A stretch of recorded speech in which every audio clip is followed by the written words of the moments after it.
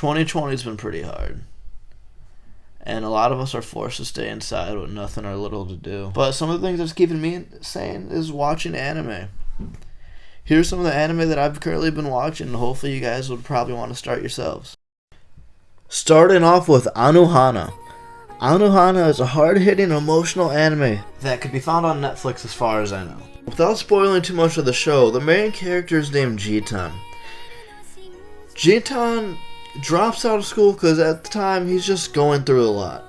One day while Jitan's at home playing video games, he hears something going on outside his window. He takes a look just to see what's going on. He looks back at his video games, and the next thing he knows, his old childhood friend Menma appears right in front of him, out of nowhere. But one thing about Menma is that she died a long time ago. The story doesn't tell us right away how she died, just gives us little clues here and there. But Menma died, and Gentan's seeing his dead friend come back to life. The thing about Menma is that only Jitan could see Menma, and they are working together to fulfill a wish that Menma wants to come true. The hard part for Jitan is that most of his friends that he grew up with, or what him and Menma like to call the Super Peacebusters, don't believe Jitan that Menma is actually there with him. She died back when they were little kids, and now Gentan's in high school. And the Super Peacebusters aren't as close as they were when Menma was alive. So Jitan, trying to convince all his friends growing up with different personalities and different lifestyles that we all need to come together to help Menma. She needs a wish to come true. The sad truth that this show shows us is that growing up's hard. People grow up, lose their friends that you thought you'd be together with forever, and seeing the road that they choose is different from yours. This 12-episode anime really took me out of a dark place. This anime made me realize that it's okay to let things off my chest and to cry. Yes, I say cry because this anime will hit you. From the character writing to the music, Anohana is such a great watch. It's now one of my favorite anime. I just want to talk more and more about this anime. It's such a good anime, but maybe I'll leave that for another video in the future. Another good watch for this lock-in is Black Clover. Black Clover is about a boy named Asta whose dream is to become the Wizard King. But Asta being born magicless and being born into a peasant little village makes his dream of becoming the Wizard King a little challenging for him. But Asta's road's not all that challenging because Asta was granted one of the most overpowered abilities in the whole anime.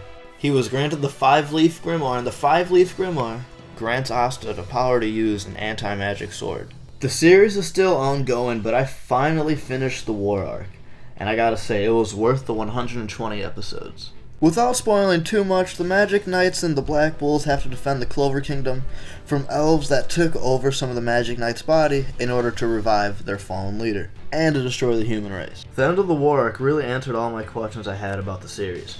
From the intro about the demon and the mage historic battle, to what's up with the bird that's on top of Asta's head. I really enjoy war arcs, and this war arc was amazing. Asta wasn't the only one who gained really good character development, but the rest of the Black Bulls did as well. Every member played an important role in the war, and we get to see some of the history of the Black Bulls, which I really enjoyed. The arc was long, and the ups and downs were worth the watch. Every fight was interesting, and we saw how crazy the Magic Knights and their magic can really be. If you're into animes where the main character or the main group have to face adversity and constantly break limits, Black Clover is it. The Black Bulls is the worst magic guild in the kingdom. Each member of the Black Bulls have their own flaw, and are either ignored by their family or looked down upon in society's eyes because either their lack of magic or their lack of magic skill. Black Clover is a good anime to binge, and with this new arc being teased, I really hope it doesn't disappoint. Now coming up next is Attack on Titan. Attack on Titan is an anime I ignored for a long time. Only reason was because of the fan base. Everyone at the time was watching its debut when it first aired. I just hated that the people who made fun of me in high school for wearing Dragon Ball Z shirts and liking Naruto suddenly became an anime enthusiast once Attack on Titan came out. It was a good anime, I'll admit it. Story was great, action scenes were pretty good, and entertaining as well. The character development was amazing, seeing how much everyone's grown from being little kids to full-on soldiers. The only thing I did not like about Attack on Titan had to be its protagonist, Eren Yeager. All Eren would do in the first season was scream and run around, talking about how he was going to kill all the Titans and save humanity. But thankfully, Armin and Mikasa are great side characters that helped support Eren's lack of personality. But Eren is slowly getting alright, and I mean, he's okay in part 2 of Season 3. But before that, to me, I just couldn't stand Eren. He was just such a hot-headed brat that gets himself killed all the time. But he would always come back to life and save the day because he's actually a Titan. Big surprise there.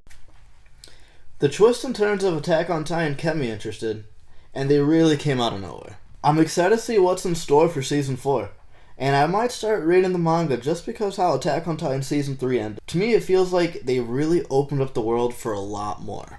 But I really hope they don't kill off the series. I was surprised that I liked this show as much as I did. I will definitely make another video about it in the future, but for now, I'm just going to start reading more into it. And now, my favorite anime so far, the one that I'm most excited to watch every time I get a chance to, and that anime is called One Piece. I am not currently caught up with One Piece yet, but during this quarantine I'm catching up, and I just got to the point where Luffy landed on an island that's full of girls. And yeah, One Piece is my favorite anime so far, and it's because of the music choice, the character development, pretty much everything about One Piece, especially the world building. It's all just great and really fun to watch. Some of the most memorable moments of One Piece is when the Straw Hats got into the big argument, Luffy's first time using Gear Second, and meeting Frankie and Brook was all just a blast to watch. Even the sad scenes, I have to say, were some of the best scenes in One Piece. I'll read the manga once in a while, and if anyone actually watches my channel, I collect pop figures, and Sanji from One Piece was actually the first one I ever got. I'm currently working on some One Piece videos right now for the future, so I don't want to say too much about this anime. If you haven't watched One Piece because you think it's too long, just start it. It's not too long. The second you get hooked into it, you're going to want to keep watching it. If you stuck to the end of this video, thank you so much. This video took some time to make, and I really appreciate any type of criticism. All criticism to me is constructive criticism, so please leave a like and comment, and thank you again for watching. Stay safe, and bye.